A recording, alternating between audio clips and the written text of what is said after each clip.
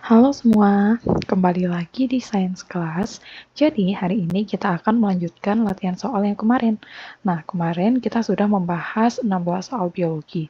Nah, untuk part 3 kita akan membahas lanjutannya yaitu soal-soal fisika. Nah, kita mulai dari soal nomor 17. Hasil pengukuran suhu air dengan menggunakan termometer skala Celcius menunjukkan 42 derajat Celcius. Suhu tersebut setara dengan titik-titik-titik. Nah, untuk opsi jawabannya di sini ada dua skala lain, yaitu Reaumur dan Fahrenheit. Berarti dari 42 derajat Celcius ini bisa kita coba dulu, kita konversikan ke Reaumur. Apabila jawabannya kurang tepat, berarti kita konversikan lagi ke Fahrenheit. Gitu ya teman-teman. Oke, bisa kita mulai konversi suhunya. Nah, kita mulai dari perbandingan suhunya dulu nih. Perbandingan suhunya dulu. Kalau termometer Celcius, derajat Celcius dibanding dengan derajat Reaumur dibanding dengan derajat Fahrenheit. Kalau Celcius ini kan perbandingannya 5 ya, sedangkan Reaumur ini perbandingannya 4, dan Fahrenheit ini perbandingannya 9 plus 32. Kita balik lagi ke soal, karena yang ditanyakan ini 42 derajat Celcius sama dengan titik-titik-titik, kita jadiin ke derajat Reaumur dulu ya. Kita masukkan perbandingannya Reaumur dulu ya teman-teman. Perbandingannya Reaumur ini 4. Nah, dibagi perbandingannya Celcius yaitu 5. 4/5 dikali suhu yang diketahui yaitu 42. Nah, dari sini berarti bisa kita boleh dikalikan 4 dulu atau dibagi 5 dulu. Nah, di sini aku coba buat dibagi 5 aja ya. Jadi aku di sini buat dibagi 5 dulu, 42 dibagi 5. 5 dikali 8 ya, mendekati 42. 8 dikali 5 sama dengan 40. Sisanya 2. Kita kasih koma, di sini kita akan tambahkan 0, 20 dibagi 5 sama dengan 4. Nah, berarti ini bisa dibagi 5 ya. 5 dibagi 5 habis. 42 dibagi 5 adalah 8,4. 8,4-nya kita kalikan 4. 8,4 dikali 4. 4 kali 4, 16, simpan 1, 8 kali 4, 32. 33,6. Nah, kalau kita dapatkan dari Celcius ke Reaumur, itu hasilnya 33,6. Nah, berarti tidak ada ya di jawaban, artinya kita harus konversikan lagi ke Fahrenheit. Oke, ini coba aku hapus dulu.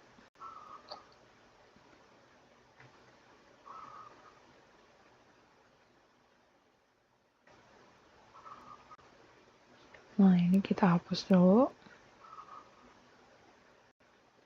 Artinya kita harus mengkonversikan dari Celcius ke Fahrenheit. 42 derajat Celcius sama dengan titik-titik-titik Fahrenheit. Kita masukkan ke perbandingannya Fahrenheit dulu, yaitu 9 dibagi 5 dikali 42. Ini bisa kita coret, hasilnya tadi 8,4 ya. 8,4 kita kalikan 9. 8,4 dikali 9. 9 kali 4, 36, nyimpen 3, 8 kali 9, 72, tambah 3 sama dengan 75,6. Oke, 75,6, jangan lupa kita tambahkan 32. Nah, 6-nya turun, 7-nya turun, 7 tambah 3, 10. Jadi 107,6 derajat Fahrenheit. Nah, ada ya di sini. Maka jawaban nomor 17 adalah D. 107,6 derajat Fahrenheit.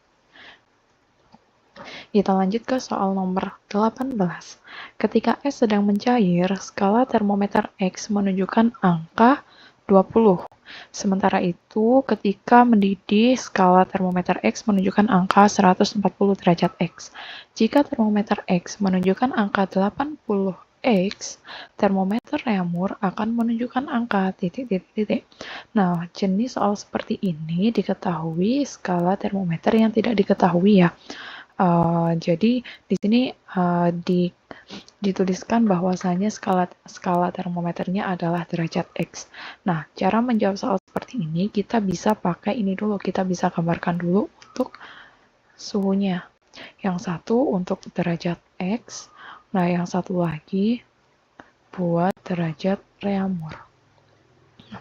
Ketika es sedang mencair, nah ketika es sedang mencair artinya dia ada di titik lebur ya. Titik lebur itu berarti sama kayak titik didih. Ada di posisinya bagian bawah. Skala termometer X menunjukkan angka 20 derajat X. Berarti sedang mencair ini ada di titik yang paling bawah. 20 derajat X. Nah, sedangkan ketika mendidih berarti ada di titik atas ya. Titik atasnya menunjukkan angka 140 X. 140 derajat X.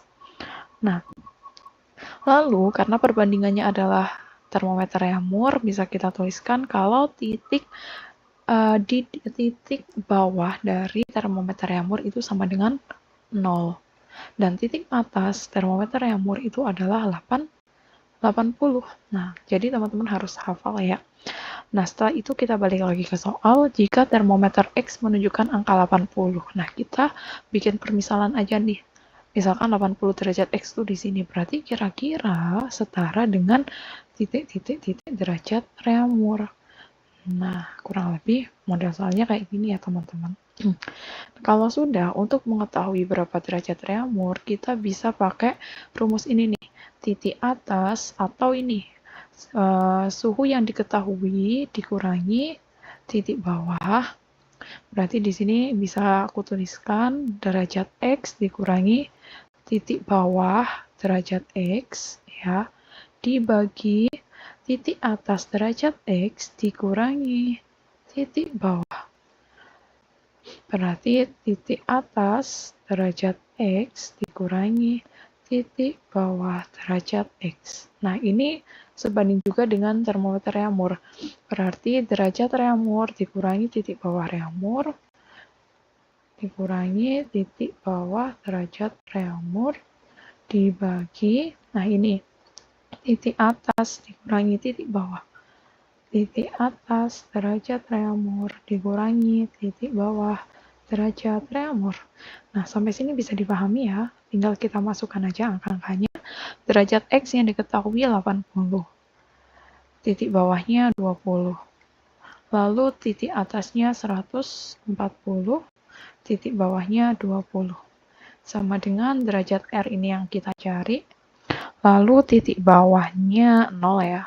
0, titik atasnya 80, dikurangi 0. Tinggal kita kalkulasikan aja, 80 dikurangi 20 sama dengan 60. 140 kurangi 20, 120. Sama dengan derajat R yang mau kita cari per 80 kurangi 0 sama dengan 80. Ini bisa kita coret. Nah, bisa kita sederhanakan juga ya. Sama-sama dibagi 6, 6 dibagi 6 ini 1, 12 dibagi 6 ini 2. Kalau sudah tinggal kita kalikan silang saja. Derajat R dikali 2 sama dengan 2 derajat R sama dengan 1 kali 80 sama dengan 80. Sehingga derajat R sama dengan 80 dibagi 2. Maka sudah ketemu dah 80 dibagi 2 sama dengan 40. Sehingga 80 derajat X itu setara dengan 40 derajat reamur. Jawabannya yang D.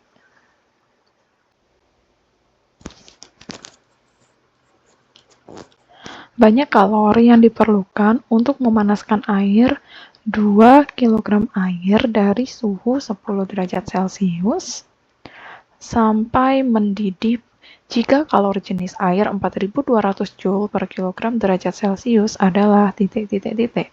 Nah, pada soal kali ini cukup mudah sekali karena kita akan menghitung banyak kalor. Banyak kalor itu berarti kita akan mencari Q-nya. Ya, kita akan mencari Q-nya. Di mana Q sama dengan M dikali C dikali delta T. Nah, massa yang diketahui di sini sudah dituliskan kalau massanya itu 2 ya. Berarti tinggal kita masukkan aja massanya 2. Lalu C atau kalor jenis air. Kalor jenis air di sini 4.200. 4.200. Nah, untuk delta T-nya itu adalah T akhir dikurangi T awal. Suhu akhir dikurangi dengan suhu awal. Suhu akhirnya sampai mendidih. Kalau mendidih artinya suhunya berapa Celcius, teman-teman? Iya, suhunya 100 derajat Celcius. Jadi mendidih atau T2-nya adalah 100 dan T1-nya suhu awalnya adalah 10. Tinggal kita kali-kalian aja ya. 42 dikali 2 sama dengan 84. 1, 2, 84.000 dikali 90. Oke, kita hitung sama-sama. 84 dikali 9. 9 dikali 4 sama dengan 36. Nyimpen 3. 8 kali 9, 72. 73, 74, 75. 756. Oke.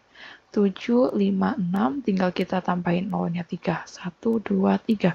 Jangan lupa satuannya adalah joule. Kalau mau dijadikan kilojoule tinggal dibagi 1000. Berarti 756 kilojoule. Maka nomor 19 jawabannya A. Next, nomor 20. Andi meletakkan es batu di luar ruangan. Setelah beberapa menit, es tersebut mencair. Ketika es sedang mencair, besaran yang tidak berubah adalah titik-titik-titik. Di sini ada beberapa opsi ya, ada suhu dan massa, volume dan massa dan massa jenis, volume dan massa jenis. Nah, kita bahas satu-satu dulu. Yang pertama, yaitu suhu. Nah, ketika es sedang mencair, artinya dia itu kalau digambarkan pada grafik, ya kan? Nah, kalau kita gambarkan pada grafik, di sini kan 0 ya. Nah, seret. Di sini ada posisi A, ini B, ini C. Nah, ketika melebur, nah maka dia melewati proses dari B sampai C. Kalau kita gambarkan ke grafik perubahan suhu gitu ya. Nah, ketika mencair artinya suhunya ini relatif tetap ya kan, masih tetap di 0 derajat. Sehingga besaran suhu ini tidak berubah. Berarti suhunya tetap. Yang kedua ada apa lagi? Massa. Nah, massa ini juga sama ya. Massa ketika dia ada di fase apapun seperti padat atau dalam bentuk es, lalu dalam bentuk air juga massanya tetap ya. Massanya tetap. Nah, kalau volume ini bisa berubah-ubah karena volume itu kadang menyesuaikan dengan tempatnya. Kalau misalkan padat itu jelas volumenya bisa lebih besar. Nah, gitu. Kalau mencair bisa jadi nanti volumenya tambah kecil. Sehingga volume ini berubah. Sama ada apa lagi di sini? Oh, massa jenis. Massa jenis. Nah, kalau massa jenis ini juga berubah ketika air itu fasenya padat atau es dengan air fasenya cair itu massa jenisnya berbeda ya. Cenderung massa jenis air itu bisa lebih tinggi daripada massa jenis es sehingga massa jenis es di sini berubah. Jadi, soal nomor 20 besaran yang tidak berubah yaitu suhu dan massa. Maka jawabannya adalah A. Kita lanjutkan ke soal nomor 21. Suatu baja memiliki panjang 100 cm. Jika koefisien muai panjang baja adalah 10 pangkat min 5 per derajat Celcius, pertambahan panjang baja ketika dipanaskan dari suhu 20 derajat Celcius sampai 120 derajat Celcius adalah titik-titik-titik. Nah, untuk soal seperti ini, kita bisa selesaikan dengan rumus ini nih, teman-teman. Dimana di sini ditanyakan pertambahan panjang ya, berarti pertambahan panjang itu adalah delta L. Delta L sama dengan L0 dikalikan alfa dikalikan delta T. L0 itu apa? L0 ini panjang awal. Panjang awalnya di sini 100 cm. Nah, kalau alfa ini koefisien y-nya. Koefisien y-nya adalah 10 pangkat 5. Sorry, 10 pangkat min 5. Lalu delta T atau perubahan suhu. Perubahan suhu berarti suhu akhir dikurangi suhu awal. Suhu akhirnya 120 dan suhu awalnya adalah 20. Oke, tinggal kita selesaikan aja, berarti 100 dikali 10 pangkat min 5 dikali 120 dikurangi 20 sama dengan 100. Oke, kalau di sini aku lebih suka menyelesaikan menggunakan bilangan perpangkatan ya. Kalau 100 ini kan artinya sama kayak 10 pangkat 2 ya. Ini 10 pangkat min 5, 100 itu juga artinya sama kayak 10 pangkat 2. Pangkat 2, sebentar pangkatnya agak nggak kelihatan ya.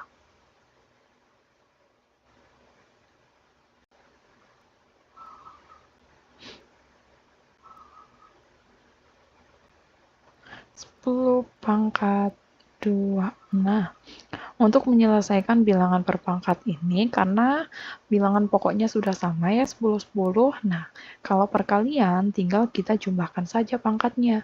Berarti di sini pangkatnya 2 ditambah min 5 ditambah 2.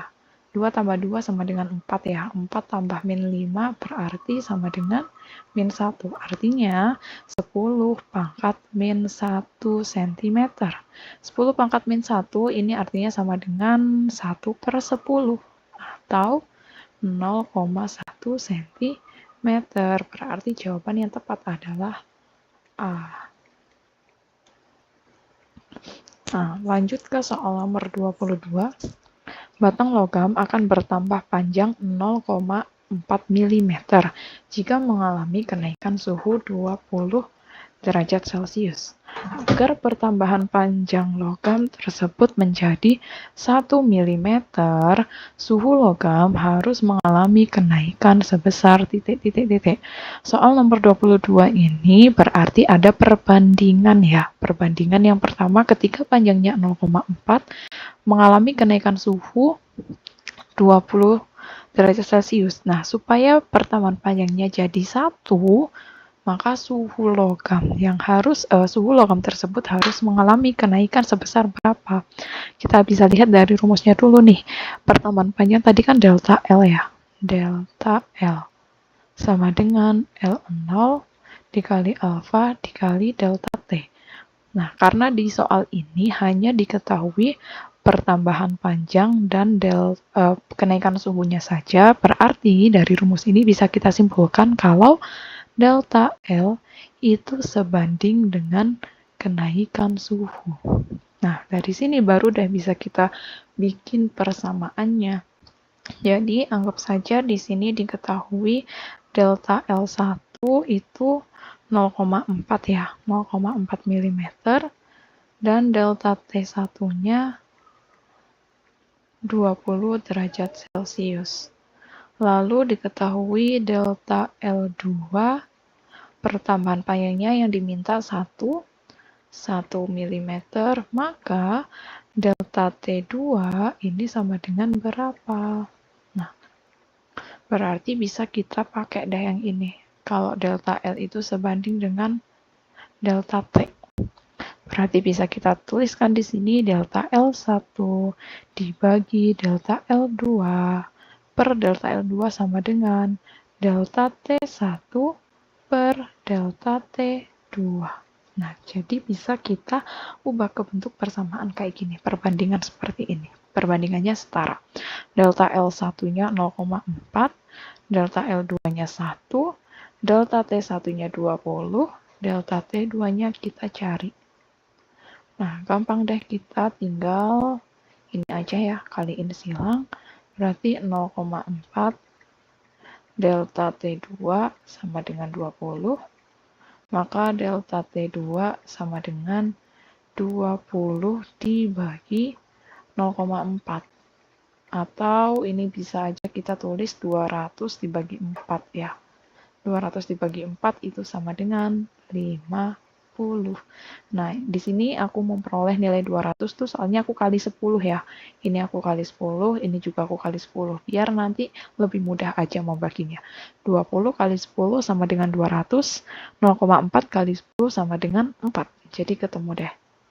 200 dibagi 4 sama dengan 50 derajat Celcius. Maka jawaban yang tepat adalah B. Bisa dipahami ya teman-teman ya?